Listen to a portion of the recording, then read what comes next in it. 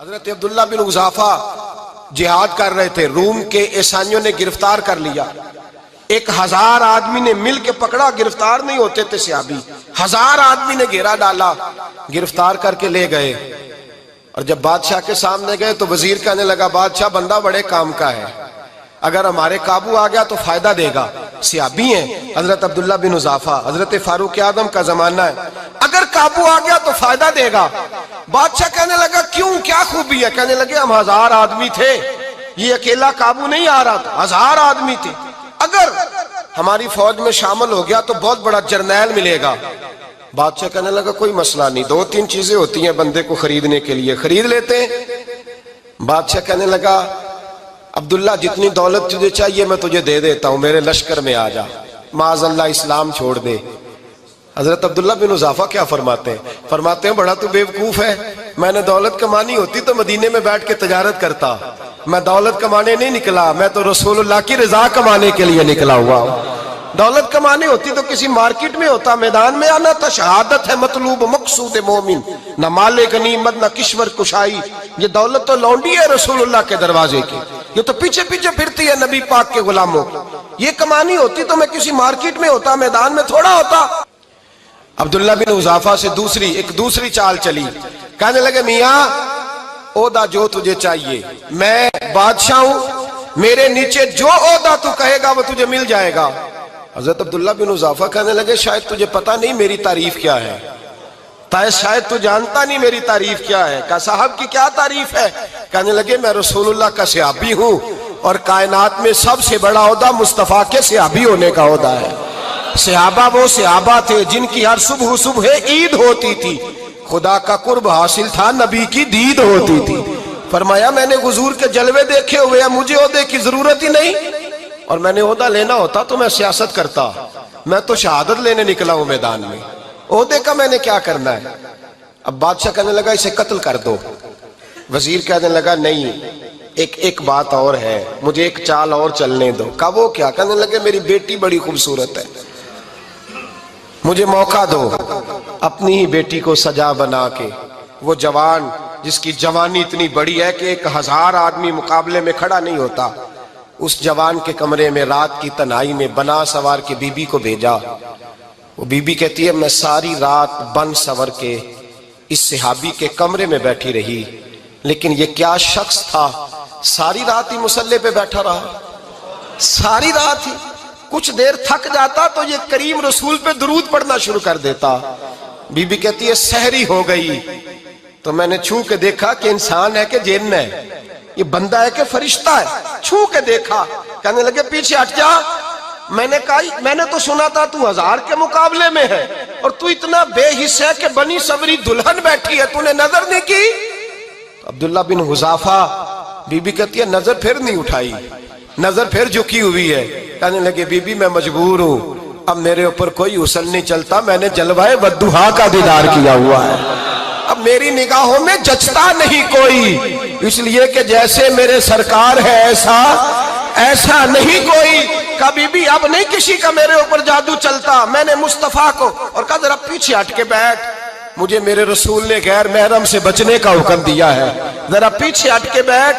سحری کا وقت تھا، وہ بی بی کہتی ہے اس نوجوان کے جملے میرا سینہ چیر گئے، کلیجہ پھٹ گیا، چیخ نکلی، میں کفر کے عالم میں روئی۔ میں نے کہا مجھے بتا تو صحیح، آخر یہ جذبہ کہاں سے ملتا ہے، آخر یہ روشنی تو میں نے دیکھی نہیں، کہاں سے آتی ہے؟ ایک میرا باپ ہے جو بنا سور کے مجھے تیرے کمرے میں چھوڑ گیا، بتلا یہ کہاں سے کیف آتے ہیں؟ تو عبداللہ بن حذافہ کہنے لگے اگر کیف لینا ہے تو بھی میرے مصطفیٰ کا کلمہ پڑھ جا، آجا دروازہ رسول پہ جھک جا، مل جائے گا۔ سویرے دروازے پہ باپ آیا بیٹی سے رزلٹ لینے، دروازہ کھولا تو بیٹی نقاب پہنے باہر آئی۔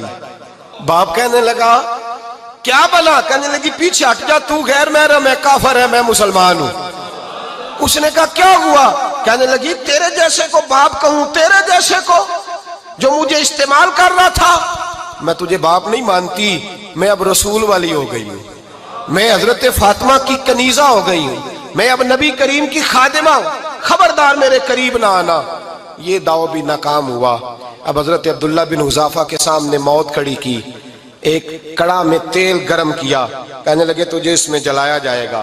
حضرت عبداللہ بن حذافہ رضی اللہ تعالیٰ عنہ جب جلنے کے قریب ہوئے تو رونے لگے۔ روم کا بادشاہ کہنے لگا شاید ڈر گیا ہے، کہنے لگے اب سمجھ آئی ہے، اب تجھے پتا چلا ہے، چلا آ جا۔ حضرت عبداللہ بن حذافہ کہنے لگے تو کافر ہے، تیری کافروں والی سوچ ہے، اس لیے نہیں رویا کہ موت سے ڈر گیا ہوں، میں تو اس لیے رویا ہوں کہ ایک جان ہے، وہ نبی پاک پہ قربان ہو رہی ہے، کاش رب مجھے 1000 جان دیتا، میں ساری مصطفیٰ پہ قربان کر دیتا۔ فاضل بریلوی فرماتے ہیں کروں تیرے نام پہ جاں فدا، نہ بس ایک جاں 2 جہاں فدا، اور میرا 2 جہاں سے بھی نہیں جی بھرا، میں کروں کیا کہ کروڑوں جہاں نہیں۔ اور میاں صاحب فرماتے ہیں وہ کچا رنگ للاری والا جیڑا چڑھدا لیندا رہندا، اے عشق تیرے دا رنگ محمد چڑھ جائے پھر نہیں لیندا، عشق تیرے دا رنگ محمد چڑھ جائے پھر اے نہیں لیندا۔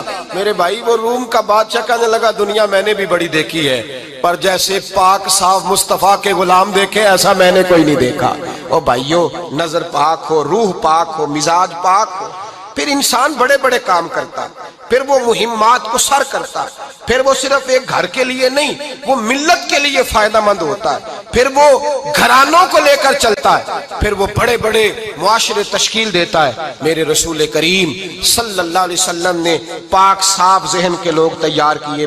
حضرت مرثد فرماتے ہیں میں ایک عورت پہ عاشق تھا، جب کلمہ پڑھا نبی پاک نے میری پشت پہ ہاتھ پھیرا، میں نے کہا حضور کوئی نصیحت؟ نبی پاک نے فرمایا نظر کو پاک رکھنا۔ آپ فرماتے ہیں عورتیں میرے پیچھے بھاگا کرتی تھیں اور مجھے کہا کرتی تھی اب تو دیکھتا کیوں نہیں؟ تو میں نے کہا پتا مجھے بھی نہیں، مصطفیٰ کی ایک نظر ہوئی ہے رب نے سارے محل کو چہل دور فرما دیے، سارا کچھ ہی بدل گیا۔ ملت کے جوانوں یاد رکھو اس بات کو، یہ پاکیزگی یہ نظر، یہ پاکیزگی یہ مزاج، یہ انسان سے بڑے کام کرا لیتی ہے، اور اگر تیری نظر ناپاک رہتی ہے پھر تو کچھ نہیں کر سکتا، پھر تیری زندگی ایک ایسے قید خانے میں قید ہو گئی ہے جو تجھے 2 قدم بھی نہیں چلنے دے گی۔ سب سے پہلے مزاج کی پاکیزگی، اور دوسرا اصلاح معاشرہ کے لیے اہم درس یہ ہے اپنے آپ کو پاک صاف رکھیں، ذہنی طور پر، نظریاتی طور پر، اور دوسرا درس یہ ہے میرے بھائی ظلم اور زیادتی سے بچیں، پاک صاف رہ کے وقت شروع کریں، اور کسی جگہ بھی کوئی زیادتی کوئی ظلم، میرے نبی کریم صلی اللہ علیہ وسلم کے مزاج کو اگر آپ دیکھیں گے نا، ہمارے معاشرے میں آج سب سے زیادہ زیادتی پتہ کون سی ہوتی ہے؟ لوگ عزتیں پامال کرتے ہیں، بدگمانیاں کرتے ہیں۔ ابو جہل یہ کام کرتا تھا کہ وہ نبی پاک صلی اللہ علیہ وسلم پر، صحابہ پر معاذ اللہ شخصی اعتراضات کرتا تھا، شخصی۔ عزیزو، جب آدمی کا کسی سے اختلاف ہوتا ہے نا، یا کسی کو پسند نہیں کرتا یا کسی کو ریجیکٹ کرنا چاہتا ہے تو شخصی اعتراضات کرتا ہے، نیچے اترتا ہے، کمزور بات کرتا ہے، چھوٹی بات کرتا ہے۔ اور ہمارے زمانے میں تو یہ کام حسد کی وجہ سے ہوتا ہے، بڑے بڑے جماعتیں ٹوٹ جاتی ہیں، ملتوں کا شرازہ بکھر جاتا ہے، لیکن لوگ اپنی اس حرکت سے باز نہیں آتے، ساری زندگی ذاتی اور نجی اعتراضات کرتے رہے۔ ابو جہل کے اندر ہزاروں عیب پائے جاتے تھے، شرابی بھی تھا، بدکار بھی تھا، بے حیا بھی تھا، ظالم بھی تھا۔ میرے نبی پاک صلی اللہ علیہ وسلم نے اسے دین کا پیغام دیا ہے، لیکن تاریخ کی کسی کتاب میں آپ کو یہ نہیں ملے گا کہ حضور نے کبھی اس کی شخصیت پر اعتراض کیا ہو۔ یہ فرمایا ہے کہ بڑا فرعون ہے اس امت کا، لیکن نیچے اتر کر کبھی اس کی ذاتی اور شخصی زندگی پر کوئی زیادتی صحابہ کی طرف سے اور نبی پاک کی طرف سے، بہت بڑی بات سمجھا رہا ہوں اگر آپ کی سمجھ میں آئے تو، ہم ذاتیات پر اترتے، ذات پر اتر کر زیادتی کرتے، ذات پر۔ ہمارا اب ظلم نجی سطح سے شروع ہو رہا ہے اور پوری ملت کو لپیٹ میں لے رہا ہے، پوری ملت کو۔ چھوٹی چھوٹی زیادتیاں ہیں جو پورے معاشرے کو اپنی لپیٹ میں لیتی ہیں۔ میرے نبی کریم علیہ السلام نے جو دین ہمیں دیا ہے وہ خیر خواہی کا مذہب ہے، وہ بھلا کرنے کا مذہب ہے، وہ کام آنے کا مذہب ہے، وہ ظلم سے بچنے کا مذہب ہے۔ میرے نبی پاک نے فرمایا ظلم سے بچ جانا، قیامت کے اندھیروں میں جو بڑا اندھیرا ہوگا وہ ظلم ہوگا۔ اصلاح معاشرہ کانفرنس کا پہلا سبق میں نے عرض کیا کہ نظر کو، ذہن کو، سوچ کو پاک رکھیں، اور دوسرا زندگی میں کبھی زیادتی نہ کریں، کبھی بھی اپنے مخالف پر بھی کبھی شخصی، ذاتی اور نجی اعتراضات نہ کریں۔ یہ انسان کے اندر کا ظلم ہوتا ہے، ہمارے گھروں کے اندر سے ظلم جنم لینے لگا ہے۔ روز بہو پہ تیل چھڑکا جاتا ہے، روز کسی نہ کسی شہر سے، اپنے ہی گھر سے، اپنے ہی چراغ کو بند کرنے کی خبر نکلتی ہے۔ سڑکوں پہ، چوکوں پہ، چوراہوں میں غریب مسلے جاتے ہیں، جس کے ہاتھ جہاں تک پہنچتے ہیں وہ وہاں تک معاذ اللہ زیادتی کر گزرتا ہے۔ اگر قوم ظلم سے بچنے لگے، زیادتی سے بچنے لگے، تکلیف دینے سے بچنے لگے تو معاشرہ سنور جائے گا۔ میرے رسول کریم علیہ السلام نے اپنے غلاموں سے پوچھا تھا، بتاؤ مفلس کون ہوتا ہے؟ کون ہے جس کے پاس کچھ نہیں ہوتا؟ صحابہ نے کہا یا رسول اللہ جس کے پاس پیسے نہ ہو۔ بخاری مسلم متفق علیہ حدیث ہے۔ نبی کریم نے فرمایا نا بھائی، مفلس تو وہ ہوگا جو قیامت کے دن احد پہاڑ کے برابر نیکیاں لے کے آئے گا۔ یا رسول اللہ اتنی نیکیاں پھر بھی مفلس ہے، پھر بھی غریب ہے؟ تو نبی پاک نے فرمایا نیکیاں پہاڑ کے برابر ہیں، پر اس نے چگلیاں بڑی کی ہیں، غیبتیں بڑی کی ہیں، مذاق بڑے اڑائے، اس نے لوگوں پر پھبتیاں بڑی کسی ہیں، تان و تشنی بڑے کیے، ظلم بڑے کیے، گالی بڑی دی، لوگوں کے بارے میں بری باتیں کی۔ اب رب کریم نے وہ ساری نیکیاں ان لوگوں میں بانٹ دی، یہ مفلس ہو گیا، غریب ہو گیا۔ زیادتی نہیں کریں، ظلم نہ کریں، اپنی نجی زندگی سے لے کر گھر کے اندر سے لے کر اجتماعی زندگی تک زیادتی سے بچیں۔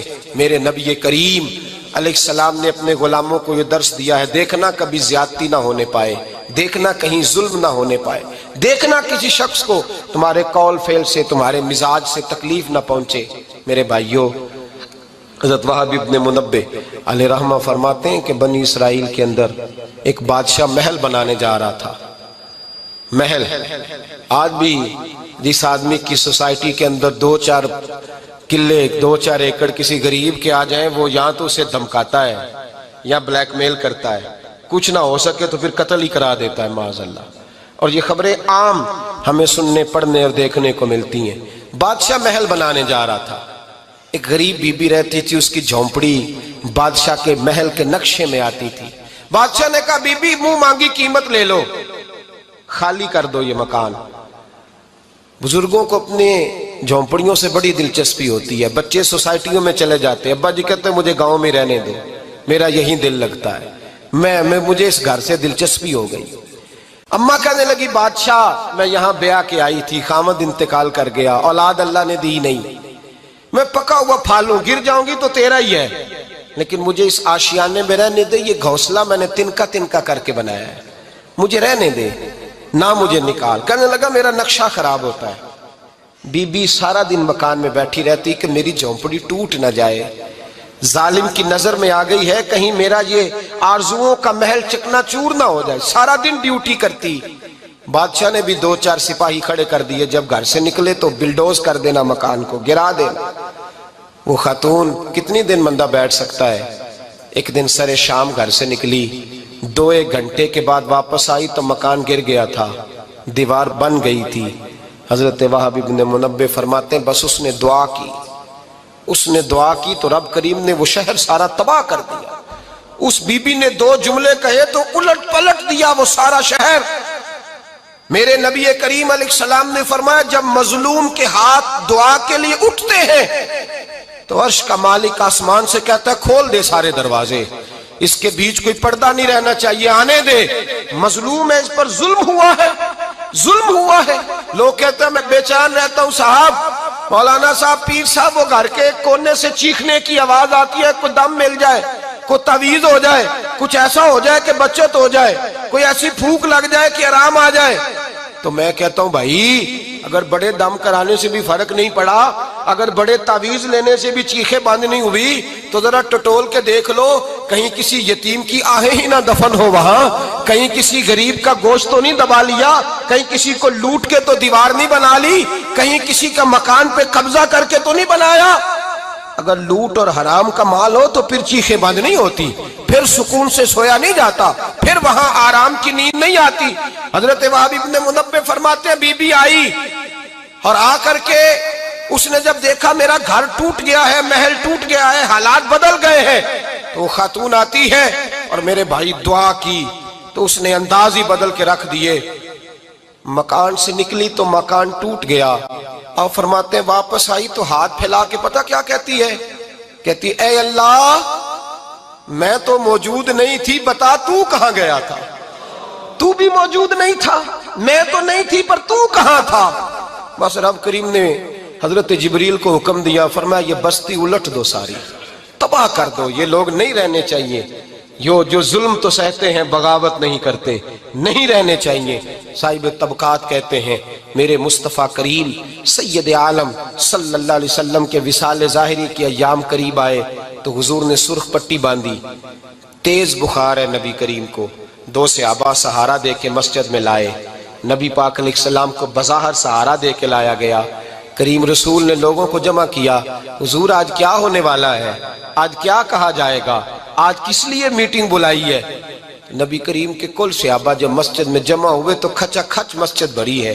وصال ظاہری سے چند یوم پہلے کی بات، نبی پاک نے فرمایا آج تمہیں کوئی جہاد کی ترغیب نہیں دینی، آج کوئی نیا پیغام نہیں دینا، آج تمہیں بتانا ہے کہ رب نے اپنے بندے کو اختیار دیا ہے، چاہے تو دنیا میں رہے، چاہے تو اس کی بارگاہ میں حاضر ہو جائے۔ اس عبد نے بارگاہ ربوبیت کی طرف لوٹنے کا ارادہ کر لیا ہے۔ حضرت صدیق اکبر رونے لگے تو صحابہ نے کہا تمہیں کیا ہوا؟ کہنے لگے سمجھ نہیں رہے، کسی کی بات نہیں کر رہے، نبی پاک تو اپنی بات فرما رہے ہیں، اس نے جانے کا ارادہ کر لیا۔ سنیے میرے بھائی، محبوب پاک نے فرمایا بھائی کسی شخص کو میری طرف سے کوئی تکلیف پہنچی ہو تو بدلہ لے سکتا ہے، بدلہ لے سکتا ہے، کسی کو تکلیف پہنچی ہو۔ صحابہ پھوٹ کے رونے لگے، محبوبہ کرم ہی کرم ہوا ہے، رحمت ہی رحمت آئی، آپ کے بارے میں گمان کرنے والا بھی دائرہ ایمان سے نکل جائے گا۔ حضور آپ کیا فرما رہے ہیں؟ فرمایا نہیں بھئی اٹھو۔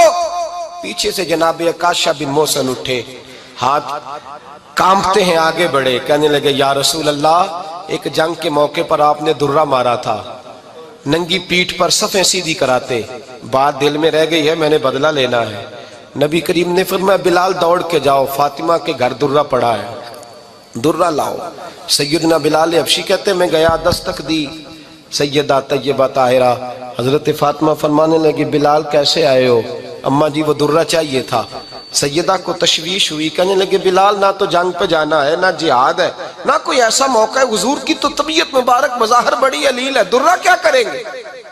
حضرت بلال عرض کرنے لگے اماں جی ایک صحابی بدلہ لینے لگے ہیں، صاحب طبقات نے جملے لکھے ہیں، کہتے ہیں بی بی صاحبہ نے درہ بھی دیا اور امام حسن حسین کو بھی باہر نکالا۔ فرمانے لگی عکاشہ سے کہنا 100 درے مارے، ان 2 شہزادوں کے جسم پر نبی پاک کے قریب نہ جائے، میں نے 2 بچے پیدا ہی اپنے محبوب پر قربان کرنے کے لیے کیے، ان کو لے جائے۔ حضرت بلال کہتے ہیں میں 2 شہزادے لے کے آیا، اور جب دروازے میں میں لے کے پہنچا تو نبی پاک نے دیکھا تو آنکھوں میں آنسو آ گئے، فرمایا ان کو بٹھا دو، مجھے پتہ ہے فاطمہ نے کیا کہہ کے بھیجا ہے۔ حضرت سیدنا بلال فرماتے ہیں درہ میں نے جناب عکاشہ کو دیا، حضرت عکاشہ درہ لے کے آگے جو بڑھے تو حضرت ابوبکر صدیق نے ان کے پیروں پہ ہاتھ رکھا، فرمایا عکاشہ میری طرف آ یار، مجھے مار درے، نبی پاک کے قریب نہ جا۔ مصطفیٰ کریم نے فرمایا ابوبکر تو ہٹ جا، اسے آنے دے۔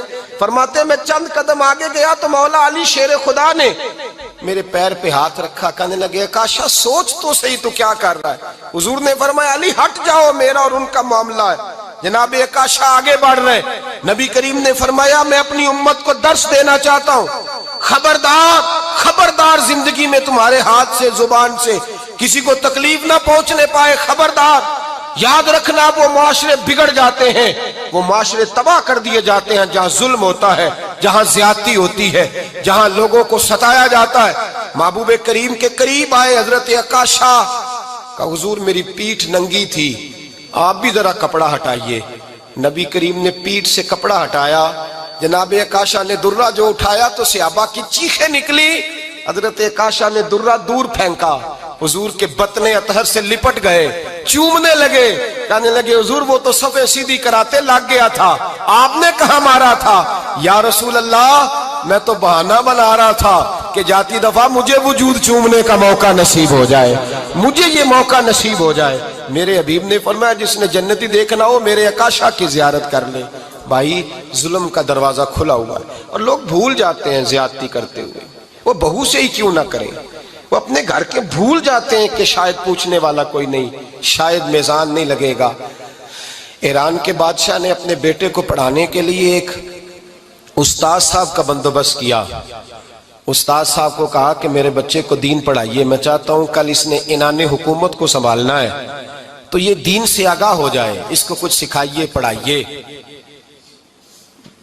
بہت نیک بزرگ بڑے درویش عالم پڑھانے لگے، اسباق مکمل ہو گئے، دین کے اسباق قرآن مجید پڑھایا، احادیث طیبہ کا درس دیا، اصول فقہ سے روشناس کرایا۔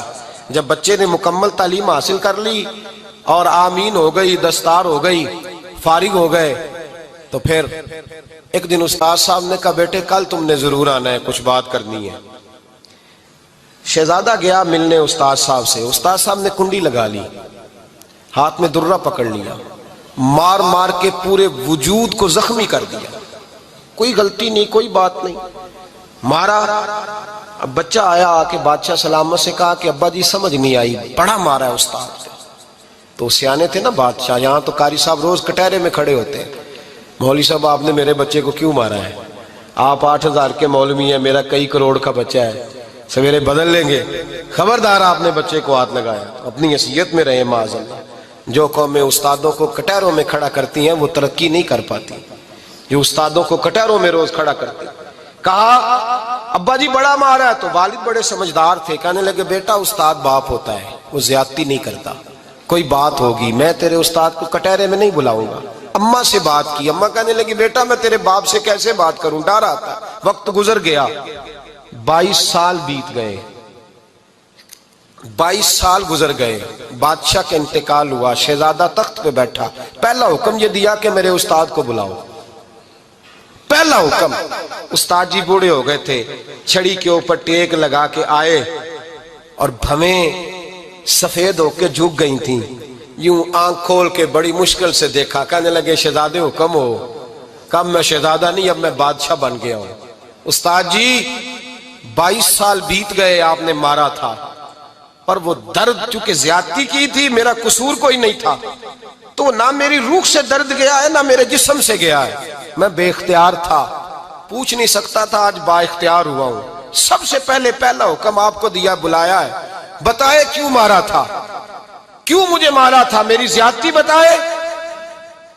تو استاد، بوڑھے استاد کی آنکھیں آنسوؤں سے بھر گئیں، کہنے لگے بیٹے بس آج کے دن کے لیے مارا تھا، یہ جو دن آ گیا نا میری زندگی میں اس لیے مارا تھا، یہ میں چاہتا تھا میری زندگی میں وقت آئے، آج کے بس میری مراد پوری ہو گئی۔ کہا صاحب کس لیے، مجھے بھی سمجھائے۔ آپ فرمانے لگے کتنی دیر ہو گئی تجھے مار کھائے ہوئے، کتنا زمانہ بیت گیا؟ کہنے لگا 22 سال۔ فرمایا زخم بھولے تو نہیں، درد ختم تو نہیں ہوئی، تمہیں بات 1 منٹ کے لیے بھی تمہارے حافظے سے محو تو نہیں ہوئی؟ کہا استاد جی روز رات کو یاد آتی، روز خیال آتا تھا۔ استاد کہنے لگے بھائی تو بے اختیار تھا، پوچھ نہیں سکا، 22 سال تجھے یاد رہا، مجھے پتا تھا تو ایک دن حکمران بنے گا، میں نے تجھے اس لیے مارا تھا کہ بیٹے یاد رکھنا، کسی پہ ظلم نہ کرنا، اگر تجھے 22 سال تک یاد رہا ہے تو جس پر تو ظلم کرے گا اسے بھی قیامت تک یاد رہے گا، اور یہ یاد رکھنا تو آج با اختیار ہوا تو تو نے مجھے بلا لیا ہے، قیامت کے دن غریب با اختیار ہو جائیں گے، مظلوم با اختیار ہو جائیں گے، وہ با اختیار ہوں گے، للہ الواحد القہار، رب کریم کی بارگاہ کے اندر ان کا اختیار ہوگا، اکیلے اللہ کی حکمرانی ہوگی، پھر وہ بلائیں گے بڑے بڑے کج کلاہ، دنیا میں جن کی پگڑیاں اونچی تھیں وہ سر جھکائے کھڑے ہوں گے، دنیا میں جو ڈکٹیٹر بنتے تھے ان کی پشتیں لال ہوں گی، ان کو غدار لکھا جائے گا، قیامت تک نہیں بھولے گا۔ ظلم کرنا تو سوچ سمجھ کے کرنا، اتنا کرنا جتنا تم سہ سکتے ہو، اتنی زیادتی کرنا جتنی قیامت میں تم برداشت کر سکتے ہو۔ میرے نبی کریم صلی اللہ علیہ وسلم نے فرمایا ظلم سے بچو، یہ قیامت کے اندھیروں میں سے ایک اندھیرا ہوگا، زندگی میں زیادتی نہ کریں، اگر تھوڑی دیر کے لیے کوئی چیز برداشت کر جائیں گے تو وہ فائدہ دے جائے گی، کچھ دیر کے لیے اگر سہ جائیں گے تو نفع مل جائے گا۔ شہر میں بلند ہونا کامیابی کی علامت سمجھنے لگے، اس کا نقصان یہ ہے کہ معاشرے میں 2 چیزیں روز بروز بڑھتی چلی جا رہی، ایک ہے بے حیائی، فحاشی، عریانی، روز ایک نیا دروازہ کھلتا ہے، اس کا روز نیا دروازہ کھلتا ہے۔ اب تو ایک نیا لیبل لگ گیا ہے کہ سارا سال گانا باجا کرو، معاذ اللہ جو تمہارے من کی مرضی ہو وہ کرو، اور جب رمضان آئے تو کچھ چند پرچوں پہ حدیثیں لکھ کے ٹی وی پہ بیٹھ جاؤ اور لوگوں کو بتاؤ کہ اسلام شاید وہ والا مذہب ہے جو کہتا ہے سارا سال مرضی کرے، رمضان آئے تو حدیث پڑھنی شروع کر دے، اور یکم رمضان سے 29 تک دوپٹہ سر پہ رکھو اور جب عید والا دن آئے تو اتار دو۔ ہمارا یہ دعویٰ نہیں ہے کہ دین کا کوئی ٹھیکیدار ہے، ہم کہتے ضرور دین سکھائے، ہر آدمی کو اپنا حصہ ملانا چاہیے۔ تنے تنہا کوئی آدمی کوئی جماعت دین کا کام نہیں کر سکتی، لیکن دینداری صرف رمضان میں نہیں ہوتی، دینداری سارا سال ہوتی ہے۔ اب لوگوں نے دین کو جزوی طور پہ لینا شروع کر لیا ہے، کلی طور پہ لوگ دین کو نہیں اپناتے۔ شادی کے پروگرام منگنی سے لے کر بارات کے بیٹھنے تک سارے کام غیر شرعی ہوتے ہیں۔ مرد عورت کا اختلاط ہوتا ہے۔ سب سے بری رسم وہ ہے کہ جب جوان لڑکیاں ہاتھوں میں پھول لے کے دولہے اور اس کے دوستوں پر پھول پھینکتی ہیں، باقی ہر آدمی ڈرائنگ روم میں بیٹھتا ہے، ویڈیو والوں کو اجازت ہوتی ہے کہ وہ گھر کے ہر کونے تک پہنچ سکتا ہے۔ سارے کام غیر شرعی ہوتے ہیں اور جزوی طور پر دین پہ عمل ہوتا ہے۔ نکاح کا وقت آتا ہے تو کہتا ہے چپ کر جاؤ تھوڑی دیر کے لیے، بینڈ باجا بند کرو، ہم مسلمان ہو گئے۔ مولوی صاحب نکاح کے لیے تشریف لاتے ہیں، بیچارے چھپے بیٹھے ہوتے ہیں کسی کونے میں، چند کلمے پڑھا کے جب دعا کر کے چہرے پہ ہاتھ پورا نہیں پھیرتے تو پھر وہی تماشا شروع ہو جاتا ہے۔ جزوی طور پر لوگ دین پہ عمل کرتے ہیں۔ میرا رب فرماتا ہے یا ایھا الذین آمنوا اتقوا اللہ حق تقاتہ، اے ایمان والو رب سے ڈرو، اتنا ڈرو کہ جتنا ڈرنے کا حق ہے۔ وَلَا تَمُوتُنَّ إِلَّا وَأَنْتُمْ مُسْلِمُونَ، اور فرمایا یہ نہ ہو کہ تم مسجد میں مسلمان ہو اور بازار میں نہ ہو، اور ایسا نہیں ہونا چاہیے کہ جب تو تم زندہ ہو تو مسلمان ہو اور صبح مسلمان ہو تو معاذ اللہ شام کو کافر ہو، ایسا نہ ہو۔ فرمایا تم نے کلمہ پڑھا ہے تو میرے محبوب کے غلام وہ مرتے دم تک مسلمان ہی رہنا، اب مرتے دم تک مسلمان رہنا، دیکھنا دامن دین تمہارے ہاتھ سے چھوٹ نہ جائے۔ دو باتیں عام ہو گئی ہیں امت مسلمہ، عام، ایک فحاشی عریانی عام ہے اور روز بروز اس کا نیا رنگ ہے۔ اب تو میں نے کہا مذہب کا ساتھ لوگوں نے تھوڑا سا ذائقہ لگا لیا ہے، کہتے نہیں رمضان میں نمازیں پڑھ لیں گے، خیر ہے، بچ جائیں گے، چھٹی ہو جائے گی۔ وہ میں ہی کیوں نہ ہوں، میں ہی کیوں نہ ہوں، عورت کے سامنے کھلے منہ بیٹھنے کی کسی کو بھی اجازت نہیں، کسی کو بھی اجازت نہیں۔ کسی نے حضرت سیدنا جنید بغدادی سے کہا تھا کہ اگر مرد عورت نیک ہوں تو پھر تو درس و تدریس ہو سکتی ہے نا، پھر تو پڑھا سکتے ہیں نا ایک دوسرے، نیک ہو پرہیزگار ہو۔ تو دین چونکہ میرے رسول پاک کا ہے صلی اللہ علیہ، یہ کسی ایک شخص کے اٹھ کے نئی بات کرنے سے اور اس کو نیا جدید کو ٹانکا لگانے سے بدل تھوڑی جائے گا۔ حضرت جنید بغدادی سے کہہ دیا کہ حضرت جی اگر دو بندے نیک ہوں تو پھر بات چیت ہو سکتی ہے۔ تو حضرت جنید بغدادی فرمانے لگے پڑھانے والے حسن بصری ہوں اور پڑھانے والی رابعہ بصری ہو تو پھر بھی ان کو اجازت نہیں ہے، پھر بھی اجازت نہیں کہ بے پردہ ایک دوسرے کے سامنے بیٹھیں، پھر بھی ان کو اجازت، بے پردگی کی پھر بھی اجازت نہیں۔ اور میرے اعلیٰ حضرت امام اہل سنت فاضل و محدث بریلوی، دین کا اتنا بڑا سپاہی آپ کو ڈھونڈنے سے نہیں ملے گا جتنا اللہ نے بریلی میں بڑا پیدا فرمایا ہے۔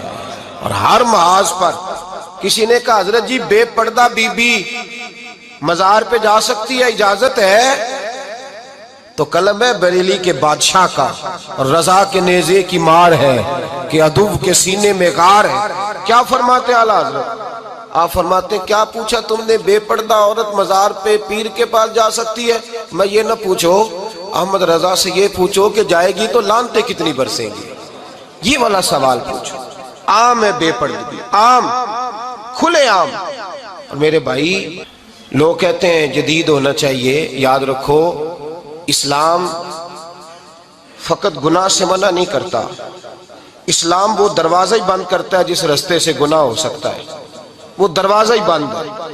کہا مرد اور عورت کو ایک دوسرے کا چہرہ دیکھنے کی اجازت ہی نہیں۔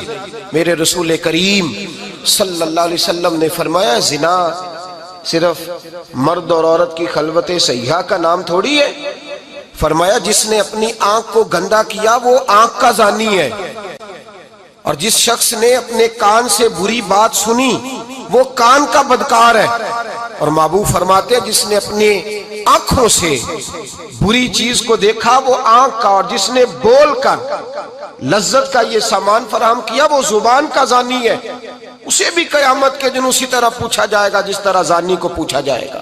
میرے بھائی، امت مسلمہ کا وقار میرے رسول کریم علیہ السلام کے غلاموں کے دلوں میں شرم و حیا بھر دیا گیا۔ علامہ واقدی کہتے ہیں حضرت سعد بن ابی وقاص نے مدائن فتح کیا۔ مدائن کا ایک شہر تھا، اس کی بڑی بڑی اونچی بلڈنگیں تھیں، جو آدمی بھی جاتا تھا وہ سب سے پہلے جس شہر کی کوئی چیز معروف ہوتی ہے لوگ اس کو دیکھتے ہیں۔ اونچی اونچی بلڈنگیں تھیں، سب سے زیادہ اس شہر کے لوگوں نے اونچے مکانات اور زیادہ تعمیرات کر رکھی تھی۔ حضرت سعد بن ابی وقاص لشکر لے کے گزرے تو لشکر میں بوڑھے لوگ نہیں ہوتے، جوان لوگ ہوتے، توانا لوگ ہوتے، اور بڑے جیدار سپاہی تھے۔ 10,000 صحابہ کی جماعت تھی، حضرت سعد بن ابی وقاص امیر لشکر تھے۔ اب عیسائیوں نے ایک چال چلی، انہوں نے کہا مسلمان جب بازار سے گزریں گے لڑائی تو ہم ان کے ساتھ لڑ نہیں سکے، ہم وہ والا طریقہ اختیار کرتے ہیں کہ مسلمان قابو میں آ جائیں گے، ہم عورت کو بطور تیر کے استعمال کرتے ہیں، ہم اس کو بطور جال کے پھینکتے ہیں۔ کیا کیا؟ عورتوں کے ہاتھوں میں پھول دیے، پلیٹیں پکڑائیں، بلڈنگوں کی چھتوں پہ کھڑا کر دیا، فرمایا تم ان پر پھول پھینکنا، اگر 2-4 سپاہی بھی ہم اپنے قابو میں کرنے میں کامیاب ہو گئے تو دراڑ تو پڑ گئی نا، تم ان پر پھول پھینکنا۔ یہ دیکھیں رسم چلی کہاں سے، ہم نے اپنا لی ہے، چلی کہاں سے اور ہم نے اس کو اخذ کر لیا، رواج بن گیا۔ حضرت سعد بن ابی وقاص رضی اللہ تعالیٰ عنہ جب اس بازار سے گزرے تو آگے آگے امیر لشکر کا گھوڑا تھا، پیچھے 10,000 صحابہ گھوڑوں پہ بیٹھے ہیں۔ حضرت سعد بن ابی وقاص سے نظر اٹھا کے دیکھا تو عورتیں تو کھڑی ہیں، پھول لیے، کفر کی چال کو سمجھ گئے کہ یہ بے حیائی کا جال پھینک کے ملت کے جوانوں کے دلوں سے غیرت ایمانی چھیننا چاہتے ہیں، یہ مسلمانوں کے دلوں سے تقوی کی روشنی چھیننا چاہتے ہیں، یہ قرآن پاک کا سرور اور عبادت کا نور چھیننا چاہتے ہیں، یہ بے حیائی کا کلک لگا کے ان کے دلوں سے رسول اللہ کا درود چھیننا چاہتے ہیں، یہ محبت رسول کے سوتے خشک کرنا چاہتے ہیں۔ جب دیکھا تو فوری طور پہ گھوڑے پہ چڑھے اور جناب سعد نے قرآن پڑھنا شروع کر دیا۔ وَقُلْ لِلْمُؤْمِنِينَ يَغُضُّوا مِنْ أَبْصَارِهِمْ، کہا مومنو تمہارے رب نے تمہارے نبی کی زبان سے تمہیں حکم دیا ہے کہ تم نے نظریں نیچی رکھنی ہے۔ جب حضرت سعد بن ابی وقاص نے آیت پڑھی تو صحابہ کہتے ہیں ہمیں یوں لگا کہ جیسے ابھی آیت نازل ہو رہی ہے اور سیدھی دلوں سے ٹکرا رہی ہے۔ 10,000 کا لشکر گزر گیا، عورتیں پھول پھینکتی رہیں، لیکن کسی ایک صحابی نے بھی نظر اٹھا کے نہیں دیکھا۔ جب لشکر گزرا تو ان بیبیوں نے پلیٹیں پھینکی اور کہنے لگی عیسائیوں تم کتنے نالائق اور کس قدر بڑے تم بد تہذیب ہو کہ اپنی عورتیں استعمال کرتے ہو لوگوں کو قابو کرنے کے لیے، کس قدر تم زیادہ غیرت سے گرے ہوئے ہو، اور یہ کتنا اعلیٰ طبقہ ہے کہ ہم دادے توجہ دیتی رہیں، انہوں نے پلٹ کے نہیں دیکھا، کہنے لگے تم جھوٹے ہو، اور جس رسول کے غلام اتنے اعلیٰ درجے کے پائے کے حیا والے ہیں وہ نبی کتنی شان والا ہوگا۔ بیبیوں نے کلمہ پڑھنا شروع کر دیا۔ بھائی یاد رکھیں یہ جو آج جگہ جگہ مسلمانوں کے خلاف کفر کی سازش ہے، میری ملت کا جوان روز رات کو 10 میسج ٹائپ کرتا ہے، یہ روز رات کو 20 نمبر اپنے موبائل پہ رکھتا ہے اور فخر کے ساتھ بیان کرتا ہے، اور بڑی تکلیف کے ساتھ بات کہنی پڑتی ہے کہ اس کے ابا جی کو بھی پتا ہے کہ بچے کے موبائل میں نمبر ہیں، اس کے گھر والوں کو بھی پتا ہے، اور لوگ ہیں کہ اس کو ایک شغل سمجھ کے، ایک چھوٹا سا بچے کا شوق سمجھ کے اس کو درگزر کر رہے ہیں۔ تجھے پتا نہیں کہ جب انسان کی یہ سوچ ہوتی ہے، جب اس کا یہ نظریہ ہوتا ہے تو ایمانی قوتیں کتنی زائل ہوتی ہیں۔ جب نوجوان کی نظر کے اندر عیب پیدا ہوتا ہے تو پھر اس سے نماز کی لذت جاتی رہتی ہے، قرآن پاک کا ذائقہ جاتا رہتا ہے، درود پاک کا ذائقہ جاتا رہتا ہے۔ اٹھائیے مسند امام احمد بن حنبل، میرے رسول کریم صلی اللہ علیہ وسلم کی بارگاہ میں صحابی نے آ کے عرض کی، یا رسول اللہ میں بڑی اچھے طریقے سے وضو کرتا ہوں، ٹائم نکال کے مسجد آتا ہوں، حضور میں پابندی سے پڑھنے کی کوشش کرتا ہوں، لیکن اے معصوم آمنہ یا رسول اللہ میرا نماز میں دل نہیں لگتا، حضور میری طبیعت نہیں جمتی، میرا دوڑ جانے کو دل کرتا ہے، کوئی نسخہ بتلائیے۔ محبوب نے فرمایا تو اپنی نظر کو پاک کر لے، تیرے نبی کا وعدہ ہے تیرا نماز میں دل لگنا شروع ہو جائے گا۔